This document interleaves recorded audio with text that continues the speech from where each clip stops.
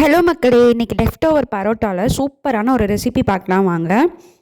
ஒரு பேன் வச்சு pan heat ஆனதும் அதில் எண்ணெய் ஊற்றி எண்ணெய் சூடானதுக்கப்புறமா வந்துட்டு ஒரு பெரிய ஆனியன் வந்துட்டு ஒரு ஆனியன் கட் பண்ணி வச்சுருக்கேன். அதை ஃபுல்லாத்தையும் இதோட சேர்த்துடலாம்.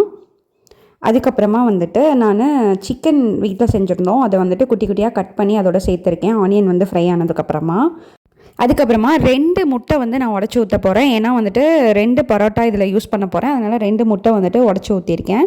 இதுக்கப்புறமா இதில் கொஞ்சம் தேவையான அளவு உப்பு சேர்த்துக்கோங்க. ஆனியனுக்கு தேவையான அளவு உப்பு மட்டும் சேர்த்துக்கோங்க. பரோட்டாவில் ஏற்கனவே உப்பு இருக்கும். இது முட்டைக்கும் ஆனியனுக்கும் நம்ம சேர்த்துக்கிறோம். பரோட்டாவை இந்த மாதிரி குட்டி குட்டியாக பிச்சு வந்துட்டு நம்ம இது கூட சேர்த்துக்கலாம். எக் வந்துட்டு கொஞ்சம் வெந்தும் வேகாத மாதிரி இருக்கணும். அந்த ஸ்டேஜில் வந்துட்டு பரோட்டாவை சேர்த்துக்கலாம். இப்போ இது கூட நான் 2 ஸ்பூன் வந்துட்டு சிக்கன் கிரேவி வந்து இதில் ஊற்ற போகிறேன். சிக்கன் கிரேவி ஊற்றி நல்லா வந்துட்டு கிளறி விட்டுட்டு ஆஃப் பண்ணிவிட்டு சூடாக எடுத்து சர்வ் பண்ணிங்கன்னா சூப்பரான கொத்து பரோட்டா வந்துட்டு ரெடி ஆயிடுச்சு. ட்ரை பண்ணி பாருங்கள்.